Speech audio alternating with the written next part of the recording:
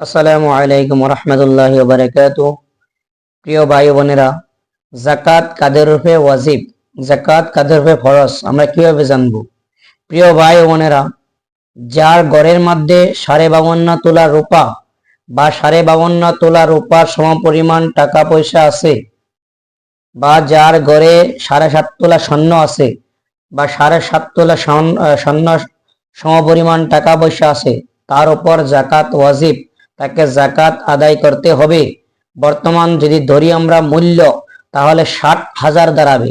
যার ঘরে 60,000 টাকা আছে, তার কোনো ঋণ নাই, তাহলে তার উপরে যাকাত ওয়াজিব। সে ব্যক্তি যদি যাকাত আদায় না করে, তাহলে সে ব্যক্তির কারণে আল্লাহ তাবারক তাআলা ভয়ঙ্কর আযাব তৈরি করে রেখেছে। কাল কিয়ামতের দিন সে ব্যক্তিকে ভয়ঙ্কর কঠোর শাস্তি দেওয়া হবে। প্রিয় ভাই ও বোনেরা, যাকাত আমরা কিভাবে বাহির করব? আমাদের ধন সম্পদ, আমাদের মাটি বাড়ি থেকে যাকাত কিভাবে আমরা বাহির করব, আমরা দেখে নেই। আমরা আমরা কি করে দেখে নেই? পুরাপুরি বিস্তারিত হিসাবে আমরা দেখে নেই। আমি পুরা A to Z আপনাদেরকে হিসাব করে দেখাবো, আপনারা কিভাবে যাকাত বাহির করবেন নিজের ধন সম্পদ থেকে। আপনারা ভিডিওটা দেখেন, নিশ্চয় আপনারা সুন্দর হিসেবে বুঝতে পারবেন, ভালোভাবে জানতে পারবেন। আশা করি আপনারা ভিডিওটা পুরো দেখবেন। আসসালামু আলাইকুম ওয়া রাহমাতুল্লাহি ওয়া বারাকাতুহু। প্রিয় ভাই ও বোনেরা, আজকে আমরা আলোচনা করব যাকাত সম্পর্কে। যাকাত কাকে বলে? যাকাত হইছে আপনাদের নিজের ধন সম্পদ থেকে যে শরীয়তে যে পয়সা টাকা বন্ধন বানিয়ে দিছে, সেই টাকা আপনি আপনার ধন দৌলত থেকে কি করতেন? বাহির করতেন, যাকাত আদায় করতেন। যারা যাকাতের হকদার তাদেরকে আদায় করতেন।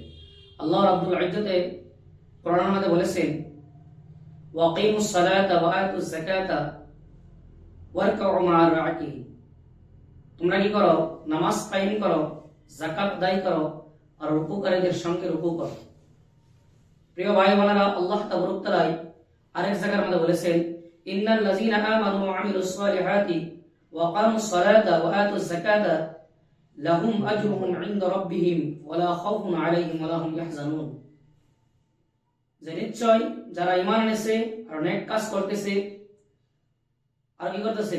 নামাজ কায়েম করতেছে আর যাকাত আদায় করতেছে, তাদের রবের কাছে তাদের জন্য বহুত পুরস্কার আছে। আর বলা হইতেছে তাদের কাল কিয়ামতের দিন কোনো ভয় থাকবে না, তারা কোনো চিন্তিত হইবে না। প্রিয় ভাই বোনেরা, আজকে যাকাত কাদের উপরে ওয়াজিব, আমরা কিভাবে জানবো? আজকে চলুন আমরা আলোচনা করতেছি যাকাত কাদের ওয়াজিব। আপনার কি কি সম্পদ থাকলে যাকাত ওয়াজিব হবে? আপনারা যদি মন দিয়ে ভিডিও দেখেন, তাহলে আপনাদের মনের যে ডাউট ক্লিয়ার হয়ে যাবে ইনশাআল্লাহ। প্রথমে আমরা জানবো যাকাতের হিসাব আমরা কিভাবে বাহির করব। মোট সম্পদ আপনার প্রথমে দেখতে হবে, মোট সম্পদ আপনার কি কি আছে হিসাব করতে হবে। প্রথমে আপনার যাব, এক নম্বরতে আপনার যদি ঘরে অলংকার আছে, স্বর্ণ আছে, ধরলেন আপনার ঘরের মধ্যে 50,000 টাকা স্বর্ণ আছে, আপনি ধরে নিলেন। তারপরে আসলেন রূপা ধরেন আপনার ঘরের মধ্যে 1,000 টাকা রূপা আছে, আপনার ধরে নিলেন। তারপরে আপনি হিসাব করবেন আপনার নগদ ধন সম্পদ কি কি আছে। প্রিয় ভাই বোনেরা, নগদ ধন সম্পদ আপনার হাতে কত টাকা জমা আছে, এইগুলি আপনি হিসাব করবেন। নগদ ধন সম্পদের মাঝে প্রথমে আসবে জমানো অর্থ, আপনার হাতে কি কি জমা আছে। আজকে প্রায় মানুষ কি করে? নিজের সন্তানের জন্য, নিজের সন্তানকে বিয়ে করানোর জন্য টাকা পয়সা জমা করে রাখে ঘরে, নিজের মেয়েকে বিয়ে দেওয়ার জন্য টাকা পয়সা ঘরে জমা করে রাখে, মানুষের হজ করার জন্য ঘরের মধ্যে কি করে? টাকা পয়সা জমা করে রাখে। এইগুলির মধ্যে যাকাত আসবে কি না আসবে না?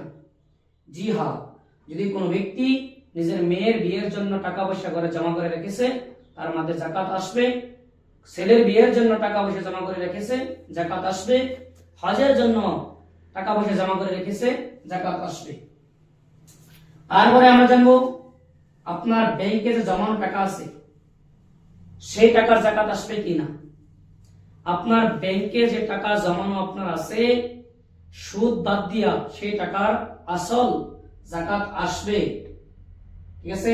তারপরে হলো আপনি যদি কাউকে ঋণ দিছেন, ঋণ দেওয়া টাকা, আপনি যদি কোন ব্যক্তিকে ধরেন 2 লাখ টাকা ঋণ দিচ্ছেন, আর সেটা আপনি মনে মনে জানেন গ্যারান্টি এই ঋণ আমাকে ঘুরাই দিবে, তাহলে সেই টাকারও জাকাত দিতে হবে।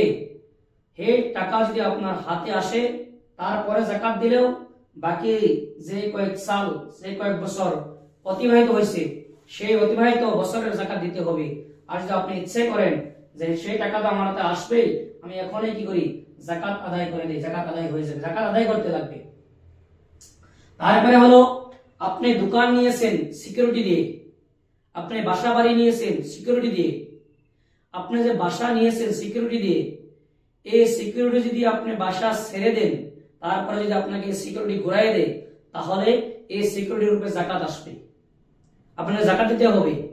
ঠিক তদ্রুপ আপনি যদি দোকান নিয়েছেন সিকিউরিটি হিসাবে, আপনি ধরেন 1 লাখ টাকা দিয়েছেন দোকানদারকে সিকিউরিটি হিসাবে, যদি সেই 1 লাখ টাকা আপনি দোকান ছাড়ার সঙ্গে সঙ্গে দোকান মালিকের যদি আপনাকে সিকিউরিটি 1 লাখ টাকা ঘুরিয়ে দেয়, তাহলে আপনার এই টাকা জাকাত আদায় করতে হবে। আর যদি না, আপনি 1 লাখ টাকা দিয়েছেন বাসার সিকিউরিটি, যে আপনি কি করবেন, মালিককে বলে দিয়েছেন যে এই টাকা আপনি কি করবেন, বারাতে কেটে দিবেন, তাহলে জাকাত আসবে না।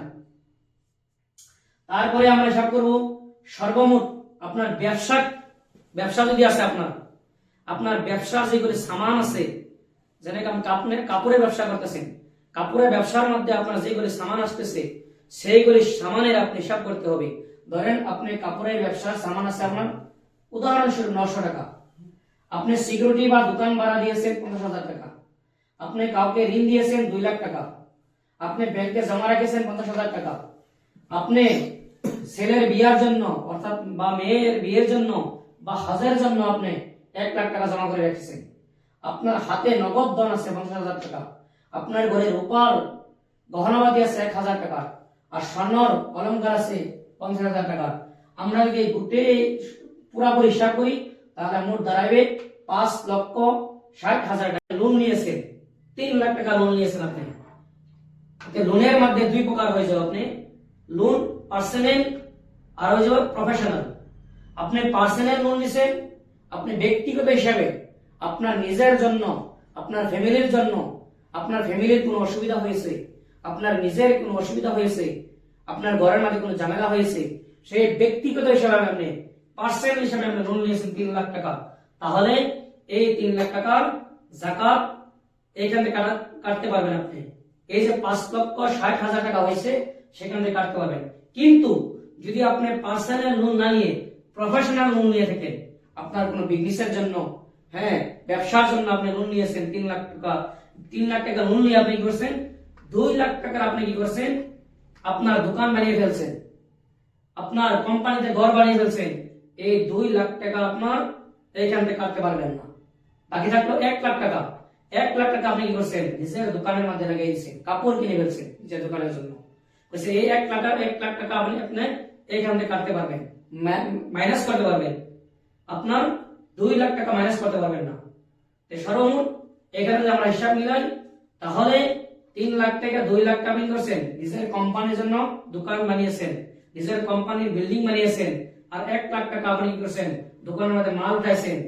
তাহলে যদি আমরা হিসাব করি 1,20,000 টাকা আপনার এখানে মাইনাস হবে, এই 5,60,000 টাকা মাইনাস হবে, 1,20,000 টাকা মাইনাস হবে, 1,20,000 মাইনাস করে এর থেকে 4,40,000 টাকার আপনার জাকাত দিতে হবে, 4,40,000 টাকার জাকাত দিতে হবে। এখন আমরা বলবো 4,40,000 টাকার জাকাত কত হইতেছে, 4 লক্ষ টাকা, তাহলে 4 লক্ষ হইতেছে আপনার 10,000 টাকা, 10,000 টাকা জাকাত, 10,000 আর হলো 40,000 টাকার জাকাত, 1,025 টাকা হলে, যে আমরা হিসাব করতেছিলাম যে আপনার লোনের মধ্যে 2 লাখ টাকা আপনি বিল্ডিং বানিয়েছেন, 1 লাখ টাকা আপনার দোকানের কাপড় কিনেছেন, আর 20,000 টাকা আপনি ধার নিয়েছেন কারবার থেকে, তাহলে 1,20,000 টাকা আপনার কি হলো, আপনি ধার নিয়েছেন, 1,20,000 টাকা ধার নিয়েছেন আপনি, আর আপনার টোটাল অ্যামাউন্ট হইতেছে 5,60,000।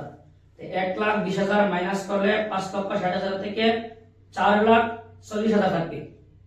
4,40,000 এর জাকাত হচ্ছে আপনার 11,000 টাকা আপনার জাকাত, আপনি এই 11,000 টাকা জাকাত দিতে হবে।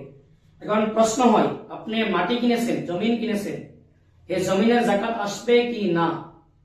সেই জমিন, আপনি জমিন কিনেছেন, বাসা ভাড়া কিনেছেন, যে কোনো বস্তু কিনেছেন আপনি, সেই কেনার মধ্যে যদি আপনার নিয়ত থাকে বিজনেসের, যে এই জমিনটার যদি দাম বৃদ্ধি হয়ে যায়, দাম বেড়ে যায়, তাহলে এই জমিন আমি বিক্রি করে দিব। আপনি ঘর একটা বিল্ডিং কিনেছেন এই মকসুদ নিয়ে, এই নিয়ত নিয়ে যে 2 দিন পরে যদি দাম বেড়ে যায় তাহলে এই ঘরটাকে আমি বিক্রি করে দিব, সেই ঘরের, সেই জমিনের মাটির কি করবে, আপনাকে যাকাত দিতে হবে। আশা করি আপনারা ভিডিওটা বুঝতে পারছেন। যদি ভালো লাগে তাহলে ভিডিওটা লাইক করে দিবেন, চ্যানেলটাকে সাবস্ক্রাইব করে দিবেন। আসসালামু আলাইকুম ওয়া রাহমাতুল্লাহি ওয়া বারাকাতুহু।